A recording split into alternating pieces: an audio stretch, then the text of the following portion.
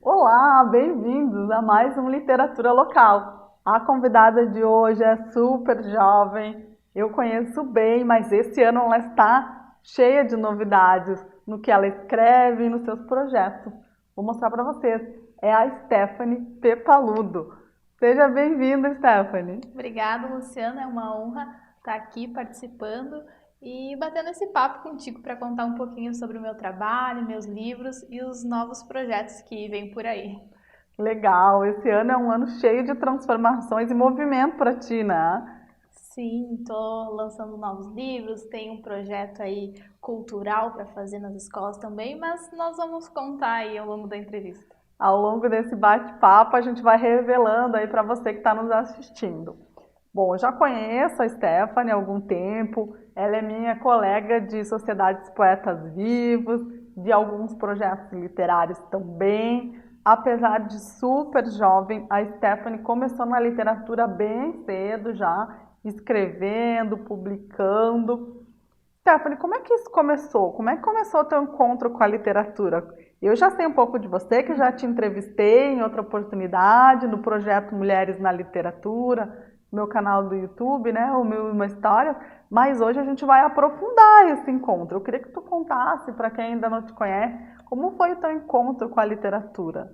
Eu sempre gostei muito de ler, os livros sempre fizeram parte do meu universo, mesmo antes de ser alfabetizada, minha mãe lia livros para mim. Então, e mesmo depois, ali nos anos iniciais, eu lia vários livros por semana que eu pegava na escola. Eu também sempre gostei muito de criar histórias. Na infância, uma das minhas brincadeiras preferidas era inventar acontecimentos, inventar personagens e brincar a partir disso.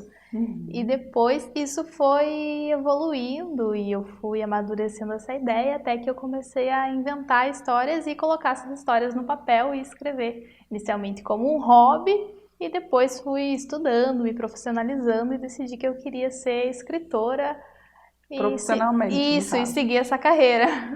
Mas, então, esse chamado da literatura e da escrita aconteceu bem cedo. E a tua escola, né? Teve algum papel nisso? Você falou que tirava livros na biblioteca, a biblioteca da escola, a biblioteca do teu bairro. Como é que foi esse contato aí com... Eu sempre tive muito apoio da escola e da família também. É um dos principais motivadores, assim, que me fizeram ler e depois querer escrever.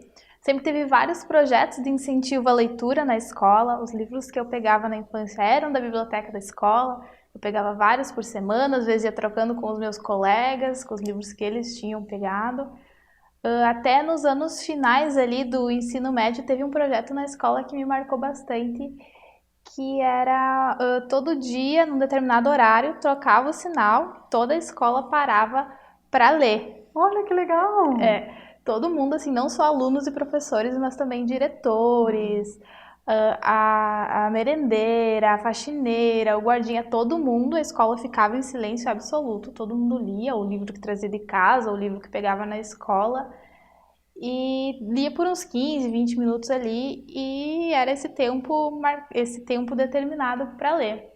Tipo um estímulo para aquele minuto. Isso, para fazer todo mundo ter o hábito diário da leitura. E até era bem comum nos anos finais ali do ensino médio, segundo, terceiro ano, que os estudantes desfilassem com livros embaixo do braço no recreio. Era a nossa modinha, assim. Virou um status. Exibiu o que estava lendo. Era a época dos livros do John Green, A Culpa das Estrelas, Divergente, Jogos Vorazes. Os meninos gostavam das crônicas de Gelo e Fogo, então tu ia pro recreio com o livro embaixo do braço para mostrar o que estava lendo. E até eu vejo, assim, do pessoal que eu lembro que estudou nessa escola, uma escola pública, né? Já ia te perguntar isso, porque parece uma coisa assim até bem inovadora, né? Sim. A gente sabe que tem muitos projetos literários acontecendo nas escolas de Passo Fundo, mas me parece que a tua escola poderia se encaixar no modelo escola leitora, na verdade. Estava dentro da estrutura da escola a leitura e a literatura, né? Eu já ia te perguntar, se era uma escola particular? Ou... Sim, não, é escola pública, uma escola estadual que sempre teve desde os anos iniciais, todas as turmas vão na biblioteca, contação de histórias, pegar livros. Pelo menos na minha época era assim, não sei como tá hoje. Depois também tinha esses projetos maiores de leitura, as turmas mais velhas também na biblioteca, tinha esse incentivo. As aulas de literatura também eram divertidas e não nos obrigavam a ler livros clássicos, né? A gente conhecia eles de outra forma, de uma forma que nos instigasse mais. E sempre foi assim muito. E daí eu vejo que tem estudantes da escola que se formaram junto comigo, que se formaram depois, que muitos deles leem até hoje, que mantiveram esse hábito. Alguns que escrevem também, eu conheço alguns que gostam de escrever, que sonham em publicar um livro ou só escrevem por hobby. Então eu vejo que a escola foi um fator bem determinante assim para mim e para outros jovens. Ah, que bacana essa tua fala, até porque quebra alguns tabus, né? Primeiro que na escola pública não tem projetos estruturados. Tem, né? A gente sabe que tem. Segundo que o jovem não lê. É uma coisa que eu escuto muito por aí. O teu relato é bem importante nesse sentido. Também não é o que eu percebo em sala de aula, né? Tendo um estímulo, tendo um contato, não sendo algo obrigatório, imposto. O jovem lê, né? Pode não ler o que eu leio ou o que alguém mais velho lê, mas lê. Né, tá fazendo as suas escolhas e isso tá parte do universo da literatura, né, da democratização que a literatura traz. E a questão muito bacana, que a gente já falou aqui com outros convidados, e já debati com outros escritores, é a questão do livro, do objeto livro, ser, de alguma forma, empoderado. Porque quando você diz, né, para um status, levar o livro embaixo do braço, isso é muito bacana, porque às vezes a pessoa não tem um interesse, começa pegando o livro meio que de brincadeira ou para fazer uma pose, e daqui a pouco está abrindo, está lendo as primeiras páginas, está criando um hábito, né? Então, muito legal essa tua fala. Mas isso aí de leitora, tu já pulou para autora, né? Falou que sentiu esse chamado aí. E como que tu começou a mostrar o que tu escrevia? Como que tu resolveu se profissionalizar e passar de uma leitora ou daquele escritor que escreve só para si, né, para um desabafo, talvez, para mostrar isso para o mundo, para outras pessoas, que às vezes é algo que as pessoas ficam meio travadas, né? Sim. Tem a timidez, não querem mostrar o que escrevem. Como que tu fez essa transição? Eu já escrevia antes, mas eu escrevia histórias mais por hobby e mais pra mim, que eu não tinha esse interesse em mostrar para outras pessoas. Até que em certo momento, ali pelos meus 15, 16 anos, jovem também, eu acho, pelo menos. Muito jovem. Eu pensei que eu queria ler uma história específica, um estilo específico, e eu procurei essa história na internet, em vários lugares, ver se existia esse livro. E esse livro não existia, e eu vi como única solução eu escrever esse livro, já que ele não tinha. E eu resolvi começar a estudar, me profissionalizar, estudei escrita criativa, teoria literária, storytelling, comecei a entrar nesse mundo de verdade para conseguir escrever uma história boa, um livro bom que pudesse ser lido por outras pessoas. Porque já que se eu queria ler essa história que não existia, talvez outras pessoas além de mim também quisessem. Então esse foi o meu foco. E aí eu comecei a escrever a história e procurei formas de divulgar e mostrar ela ao mundo. E me encontrei, eu vi que publicação do livro físico mesmo era mais difícil, mais complicado, pelo menos para mim que estava começando naquele momento. Então eu procurei plataformas digitais de leitura gratuitas para o pessoal mais ou menos da minha idade, que podia ir lá, ler, comentar. Eles me ajudavam também nesse sentido, como eu estava começando, eles opinavam o que eles gostavam da história, o que estava funcionando, o que não estava. E assim eu botei a história no mundo para outros leitores além de mim. Para quem não está muito familiarizado com as plataformas digitais, muitas delas oferecem que o leitor opine durante a história, isso, né? Eles podem comentar, depende muito da plataforma. Algumas é a cada capítulo, algumas no livro, assim, as plataformas pagas tu consegue colocar um comentário por livro, mas existem até aquelas que tu pode comentar por parágrafo. Cada parágrafo tu consegue ir colocando as tuas impressões sobre aquilo que foi escrito. Ai, que interessante, porque daí o autor também já vai tendo um feedback, né, do seu público. É bem importante para nós também. A gente aprende e evolui muito nos comentários. Ai, que bacana. Mas tu não ficou só nas plataformas digitais, né? Conta aí. Daí depois a Stephanie, ela é uma escritora jovem, como eu já falei, mas também com algumas premiações no currículo. Como é que foi essa evolução do digital para o físico? A gente está vendo aqui os teus livros, né, publicados de forma física. Daí esse pulo aí do digital para o físico já veio através de uma premiação, ou estou errada? Isso, foi meio que um reconhecimento já do meu trabalho, porque eu queria, meu sonho era ter um livro físico, querendo ou não, a gente gosta de sentir, tocar no livro mesmo, nas páginas, e ver aquilo que tu escreveu ali impresso.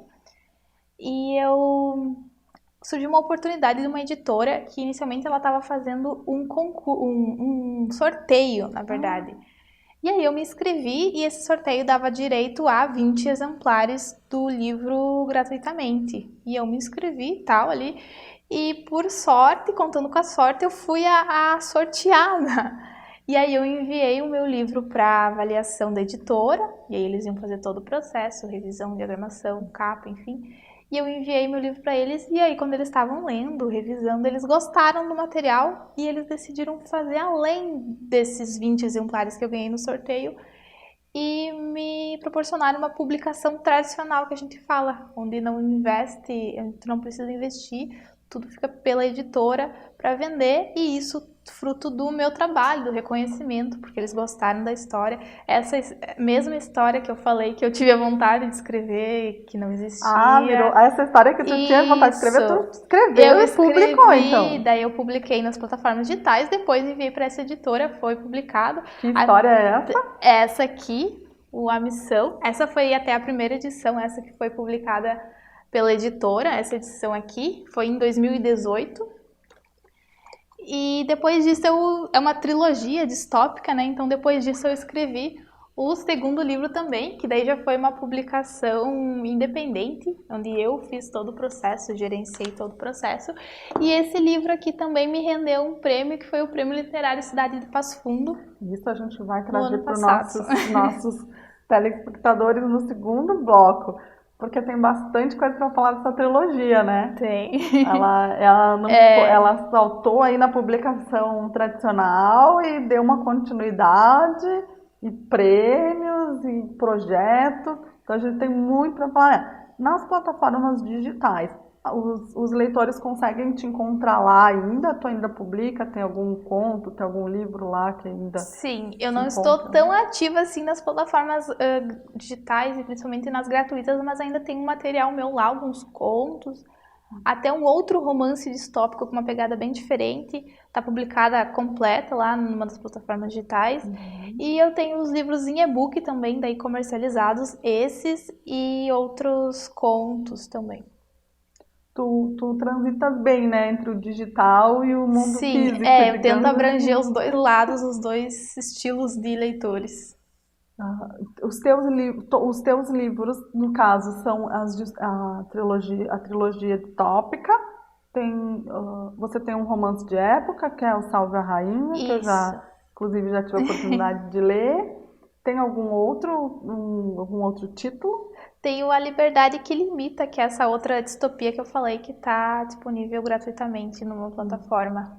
E daí contos, né? Diversos contos distópicos de ficção histórica, ficção geral, ficção científica. Já publicaste na revista Água da Fonte, da Academia Passo Fundo de Letras, né? Também. Tem um conto lá, acho que foi a última edição já. Lembrando que aqui o Literatura Local é uma parceria da TV Câmara com a Academia Passo Fundo de Letras. A Stephanie já está com um pezinho, né, nas participações conjuntas aí com a academia. Mas, como eu falei, a trilogia dela, a gente tem muita coisa para falar. Então, a gente vai dar um pequeno intervalinho e a gente volta para falar da missão, do desafio e, de repente, né, dessa outra terceira obra aí que ainda está um mistério. Fica com a gente, após o intervalo a gente volta.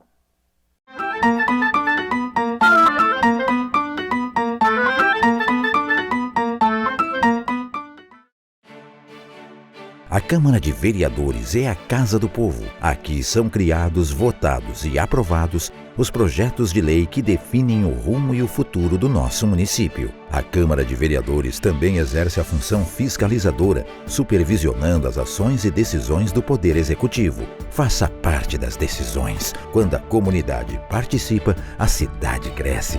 E as conquistas são de todos. Câmara de Vereadores de Passo Fundo.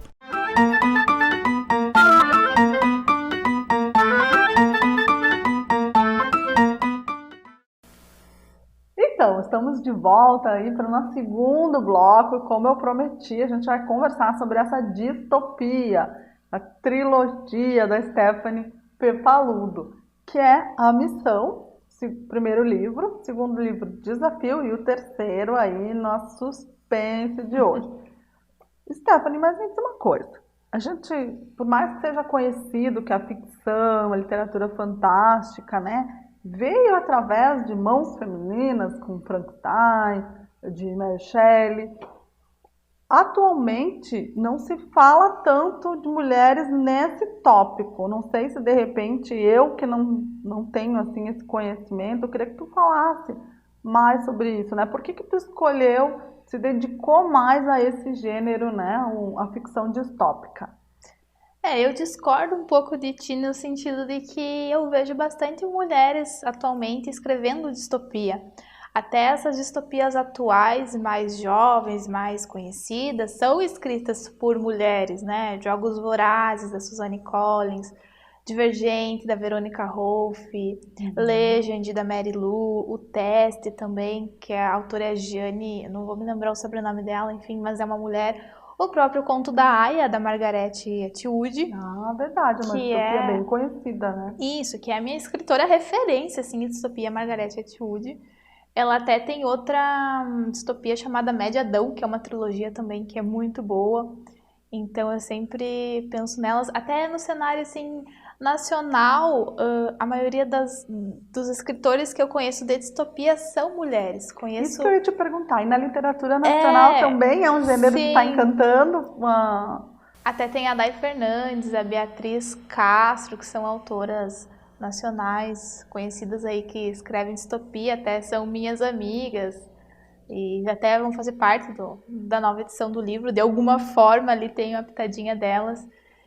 E eu conheço então mais autoras mulheres, né? Pode ser que existam mais homens, mas até onde eu tenho conhecimento e eu tenho contato, eu vejo mais mulheres nesse momento escrevendo agora. É óbvio que as distopias clássicas foram mais escritas por homens, né? Tipo George Orwell, que era o grande autor. De repente uma geração anterior, né?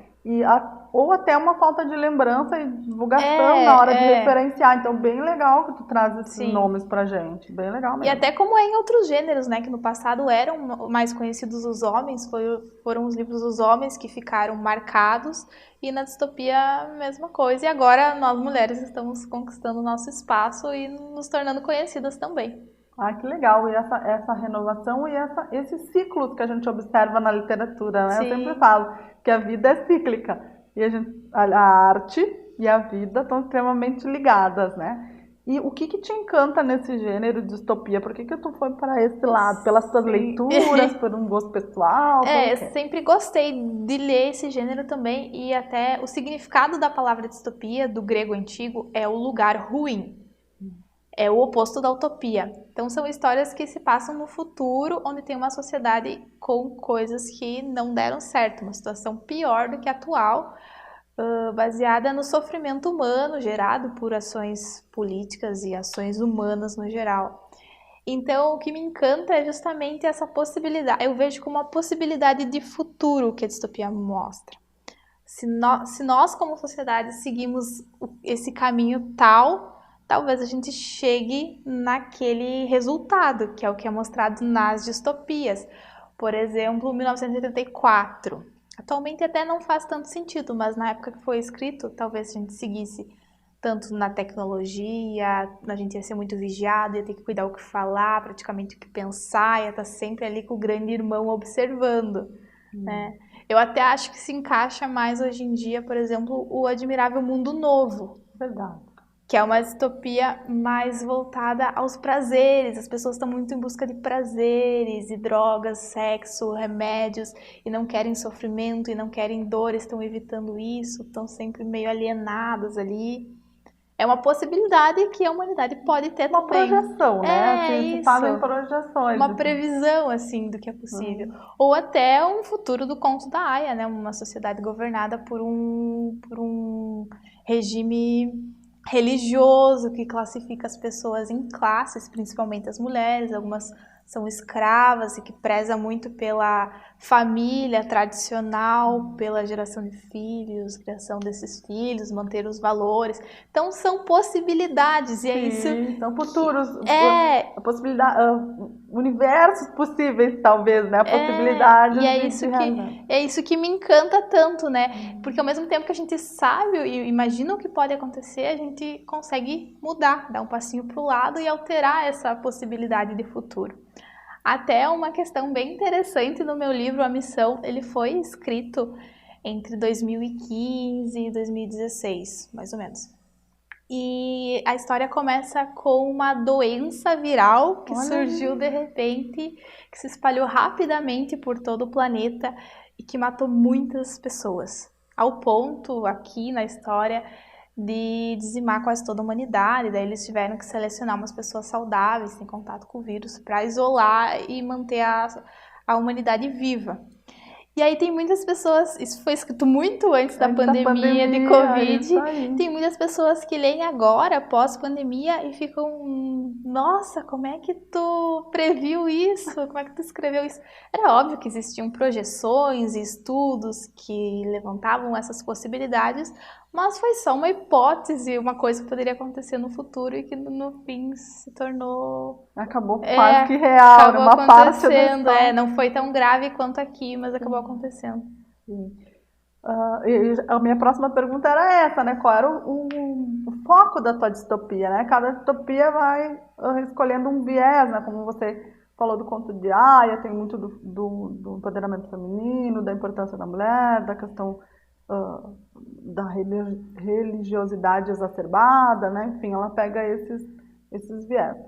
E a tua distopia, assim, qual o foco dela, né? O que tu quis trazer, ou no que tu focou mais?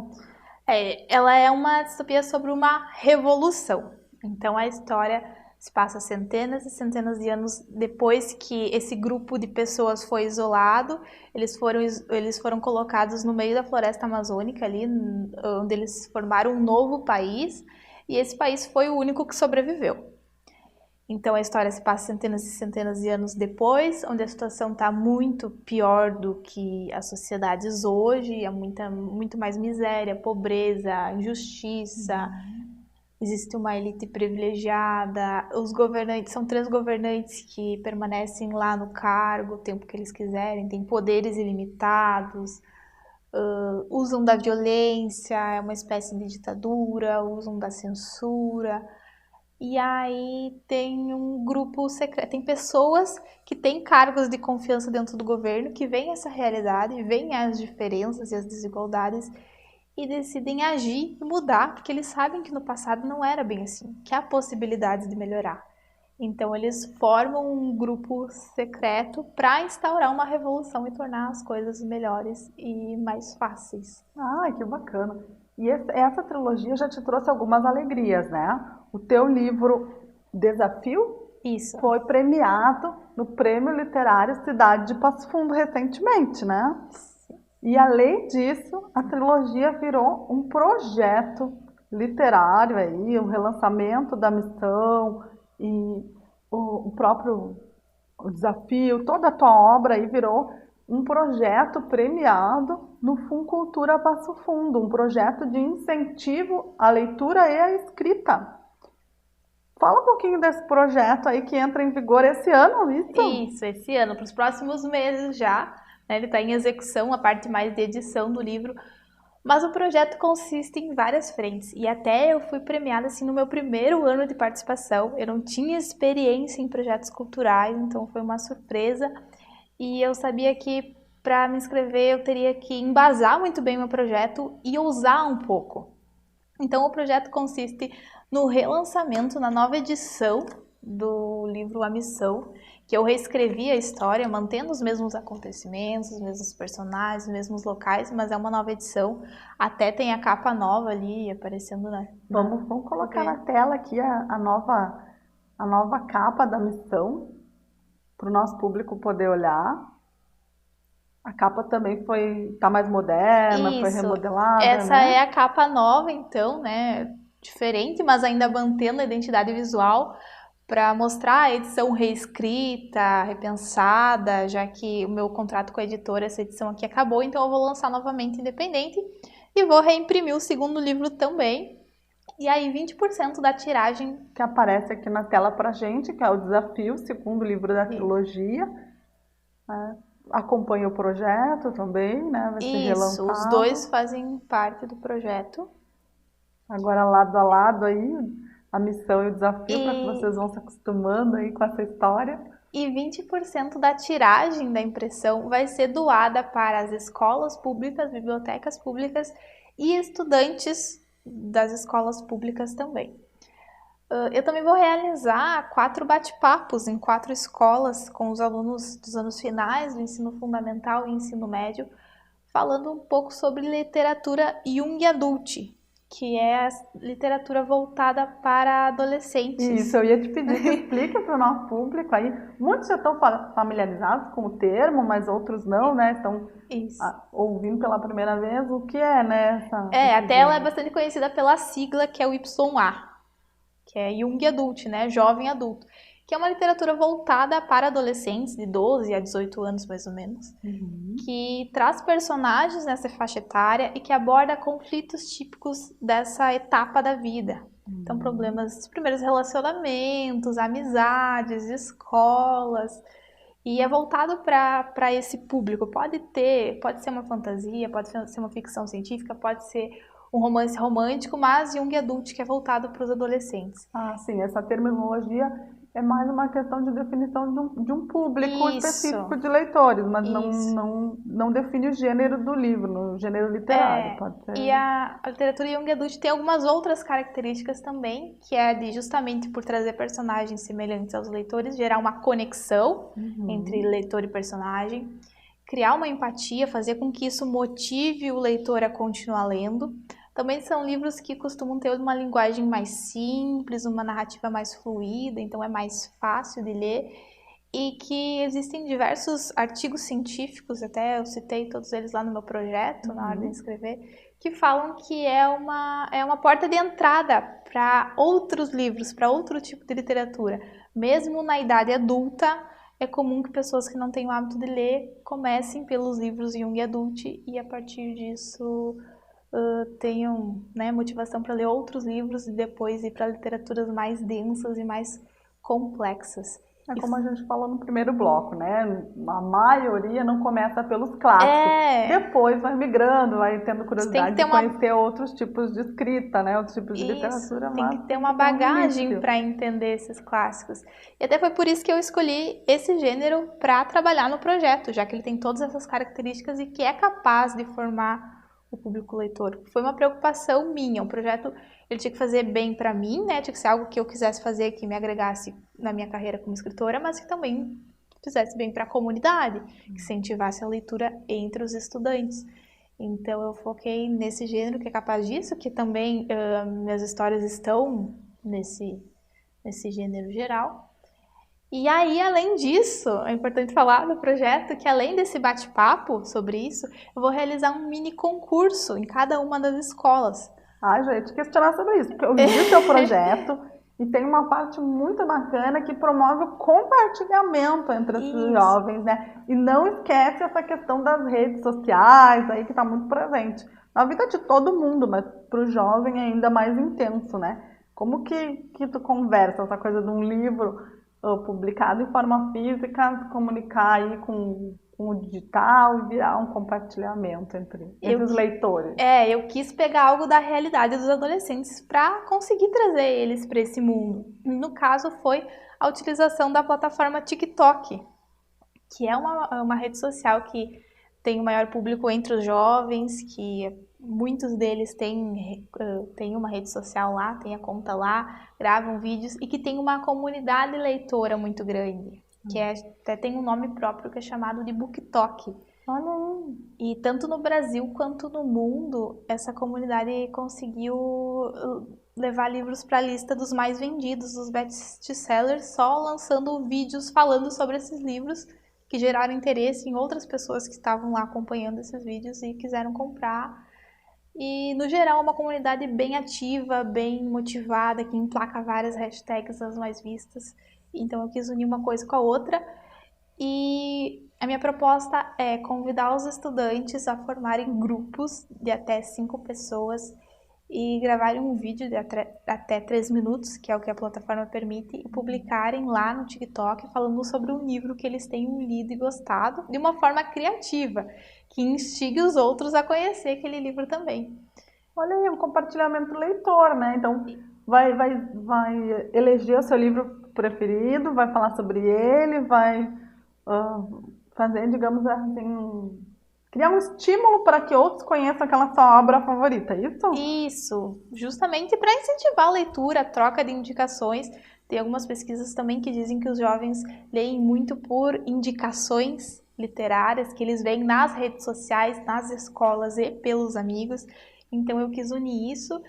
E aí, como é um concurso, né, eu vou premiar o melhor vídeo de cada escola com um exemplar de cada um dos meus livros para cada integrante, para que eles se sintam ainda mais motivados a continuar lendo e possam conhecer a minha obra também. Ai, que bacana. Então, tem